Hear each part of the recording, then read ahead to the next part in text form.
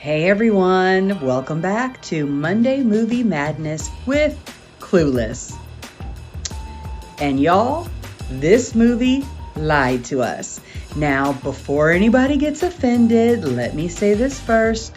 I do love this movie, the fashion, the attitude, the one-liners, my personal favorite. I'm Corvelling. Absolutely iconic. But underneath all the comedy and makeover montages, this movie actually gives us some really interesting relationship dynamics. And honestly, a lot of us grew up watching this stuff without even realizing that we were learning from it, because Clueless quietly gives us 3 different relationship models. So let's start off with Dionne and Murray, and then we have Tai and Travis, and then Cher and Christian.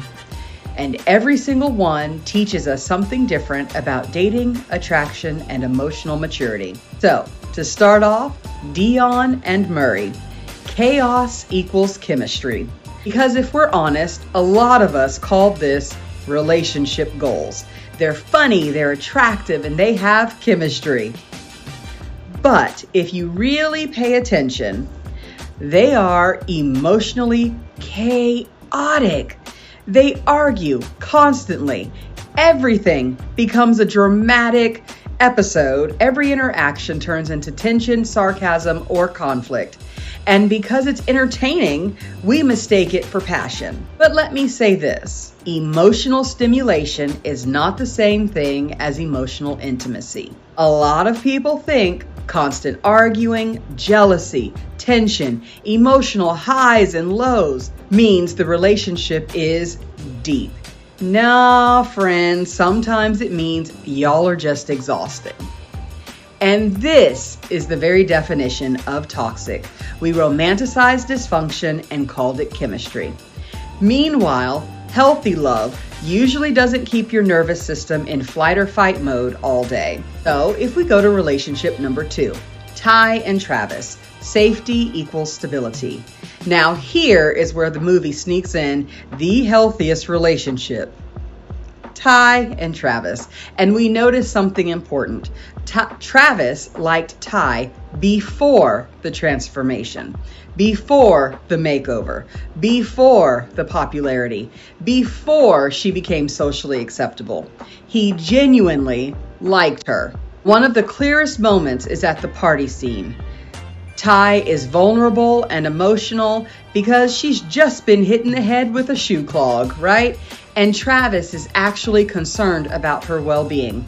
Meanwhile, Elton is using this situation to get close to Cher. Some of us may not like this.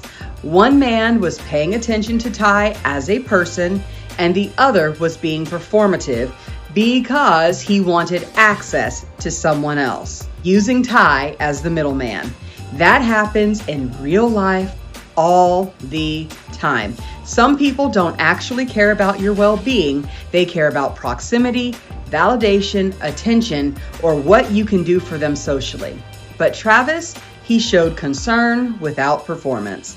And honestly, that's one of the biggest signs of healthy love. Emotional safety. Tai didn't have to audition for Travis. She didn't have to manipulate situations, and she didn't have to become someone else first. And I think that's why people overlook relationships like theirs, because healthy love often feels calmer than dysfunction. And some of y'all keep overlooking Travis because you're addicted to the Murray. Just gonna put that out there. Cher and Christian. Projection equals compatibility. Okay, so we all know the deal with Cher and Christian, but this one is important. Cher convinced herself they were compatible before she actually knew him or knew anything about him.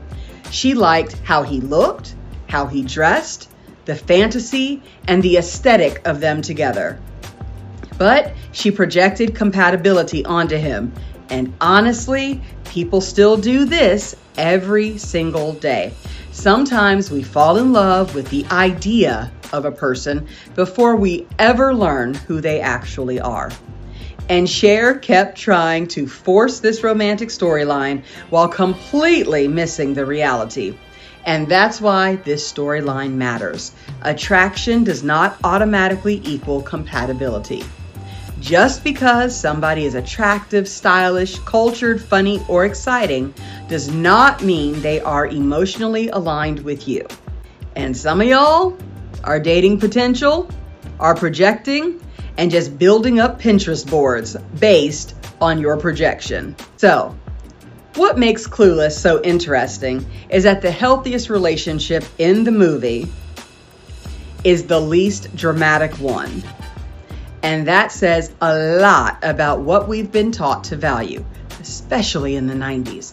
Because movies often teach us chaos feels passionate, intensity feels romantic, obsession feels meaningful, while real healthy love is usually safe, consistent, accepting, emotionally steady. And let's be honest, that doesn't always make for exciting cinema, right? But it does make for healthier relationships. Because y'all, these movies have lied to us. Now, tell me in the comments which relationship in this movie do you think was actually the healthiest? And I'll see y'all next week at the movies.